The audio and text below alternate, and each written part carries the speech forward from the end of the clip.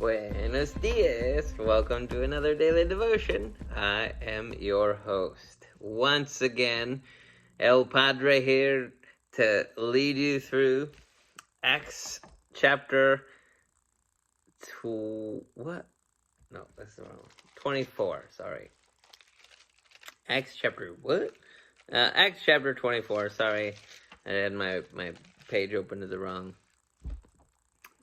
thing. This is what I get for studying several chapters at once. Today, we're going to be going right into what about, according to verse 1, 5 days later. So yesterday, Paul was taken to Caesarea, right? And then escorted. He had been escorted by like the 200 plus soldiers.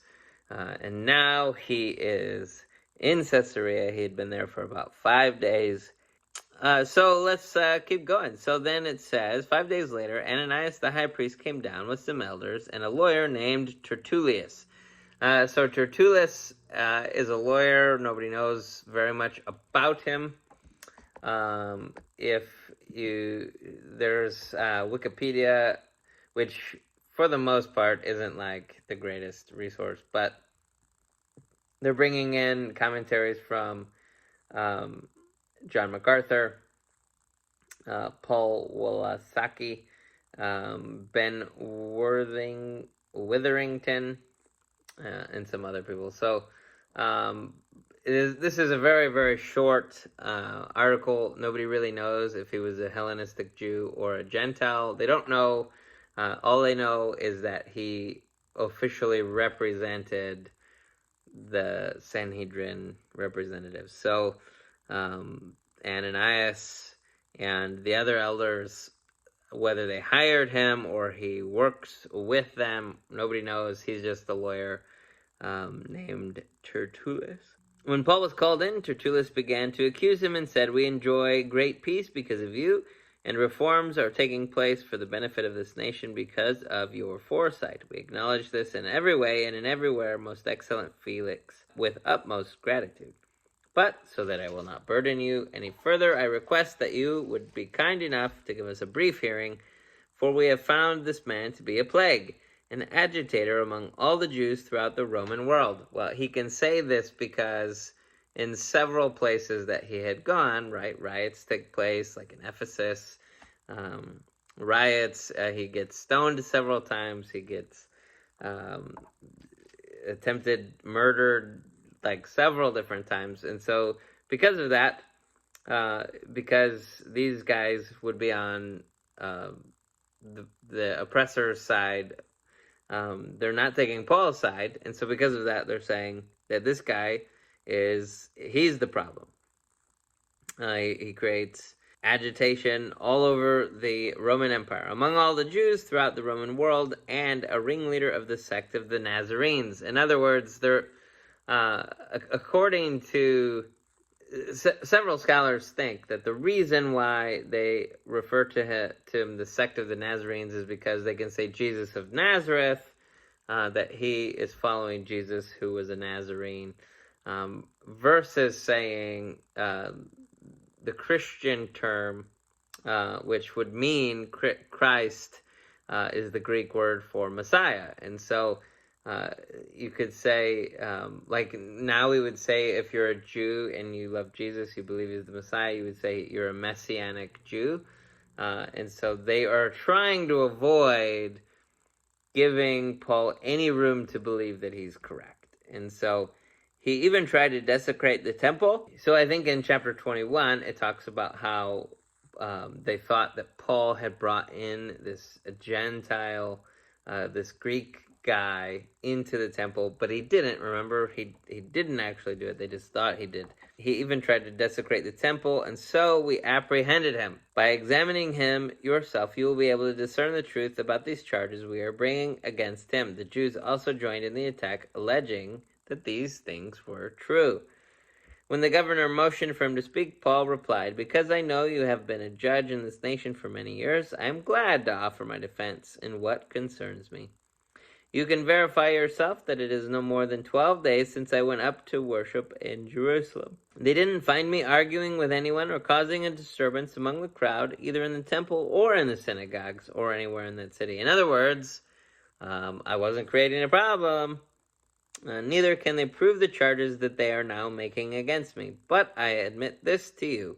I worship the God of my ancestors according to the way, which they call a sect, believing everything that is in accordance with the law and written with the prophets. In other words, they're upset because I believe Jesus is the Messiah.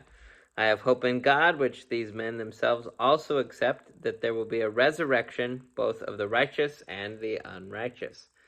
We believe that too, that there will be a day when Jesus comes back, that everyone will be resurrected. I always strive to have a clear conscience toward God and men, and after many years I came to bring charitable gifts and offerings to my people. And while I was doing this, some Jews from Asia found me ritually purified in the temple without a crowd and without any uproar. It is they who ought to be here before you to bring charges, if they have anything against me. Or let these men here state what wrongdoing they found in me when I stood before the Sanhedrin. Other than this one statement, I shouted while standing among them, "Today I am on trial before you concerning the resurrection of the dead."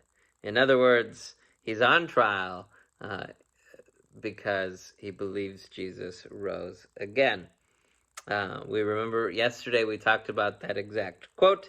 Since Felix was well informed about the way, he adjourned the hearing, saying, "When Lysias the commander comes down, I will decide your case." He ordered that the centurion keep Paul under guard, though he could have some freedom, and that he should not prevent any of his friends from meeting his needs.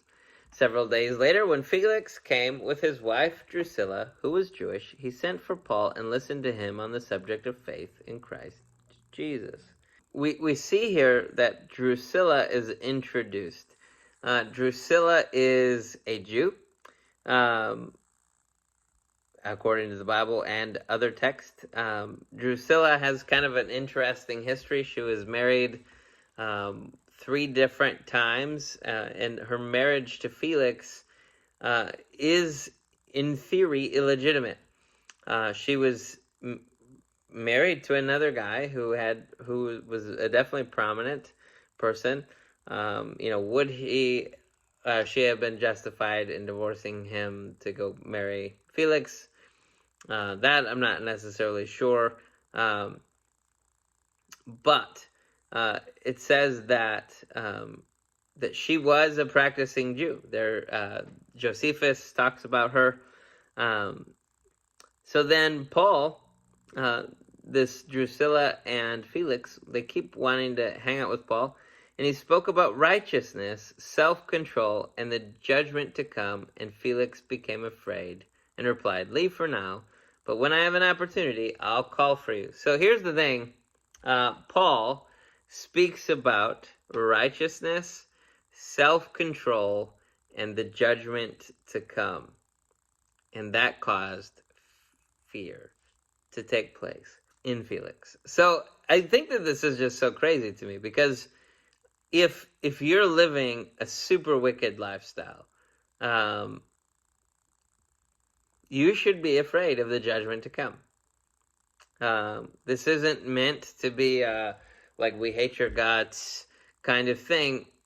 It's just reality that, for those in America who are living in sin, who are living according to the way that God tells us not to, they have to recognize that we need righteousness, that there will be a resurrection of the dead, and that one day, when that takes place, there will be a judgment to come, which is what the resurrection of the dead is in part talking about. But I love this, that Paul emphasizes the need for self-control. The reason why Felix and Drusilla were married in the first place was because Felix doesn't operate with much self-control. In fact, it basically says that he saw her, he thought she was super beautiful, and had to have her, and so basically made it happen. And so here we go. Sorry, I just remembered, I thought that this was really interesting. Drusilla and Felix had a son who died when Mount Vesuvius erupted. He's actually one of the only people that's named. For now, when I have the opportunity, I'll call you. At the same time, he was hoping that Paul would offer him money, so he sent for him quite often and conversed with him. So this Festus guy, or Felix guy, sorry, not Festus, he's a strange cat, because he's interested in this Jewish teaching about Jesus the Messiah, but then, like, he's also trying to play this game where if he can just bribe him, like, I'll take it, and then I'll be rich, and you can get out of jail. And Paul's like, no, like, I didn't do anything wrong, so I'm just going to stay here and keep teaching about Jesus. After 2 years had passed, Porcius Festus succeeded Felix, and because Felix wanted to do the Jews a favor, he left Paul in prison. So Paul now has been in jail for 2 years, interacting here and there with Felix, sharing the gospel when he can, talking about righteousness, talking about self-control and the judgment to come. 2 years, and he's getting ready. Tomorrow we'll see what happens next, but this has been a long journey for Paul. And it's going to not get any shorter, that's for sure. So thank you so much for joining us today. We look forward to talking to you again tomorrow with Pastor Dan. Hopefully we'll see you again super duper duper duper soon. Thank you so much for joining us. If you love this channel, you can subscribe, click the little bell, and you'll be notified whenever one of our wonderful videos is available, which will be tomorrow, and the next day, and the next day after that. If you love this channel and you would like to support it, you can do so by clicking the button in the link and make a tax-deductible gift to Redeeming Life Fellowship. Thank you so much for joining us today. Peace out, Girl Scouts.